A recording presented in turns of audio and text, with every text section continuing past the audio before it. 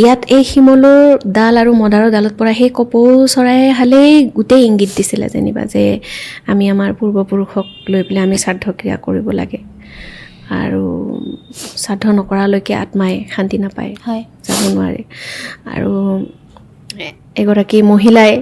মৃতকৰ কাষত বহি সৰু এজোৰ তাল আমাৰ ৰাভা ভাষাত কাণটুকুৰি তাল বুলি কয় সেইযোৰ এনেকৈ বজাই বজাই মৃতকৰ কাষত আচলতে ঘৈণীয়েকে গায় কিন্তু সেইদিনাখন ঘৈণীয়েকে গাব নোৱাৰে কাৰণে সেই মহিলাগৰাকীক স্পেচিয়েলি নিমন্ত্ৰণ জনায় যে গাবৰ কাৰণে আৰু গাই তেখেতৰ জীৱিত কালৰ যিখিনি সোণোৱালী দিন সেইখিনি স্মৰণ কৰি কৰি সেইখিনি ইনাই বিনাই গায় আৰু কাণটুকুৰি কাণত এনেকৈ টিং টিং এনেকৈ বজাই বজাই গায় তেতিয়া মানুহে বিশ্বাস মানে আমাৰ মাজত বিশ্বাস আছে যে তেনেকৈ কৰিলে মৃতকৰ আত্মাই মানে পথভ্ৰষ্ট নহয় তেখেতৰ যিটো আত্মা যলৈকে গৈছে তলৈকে তেওঁ গৈ পায় এনেধৰণে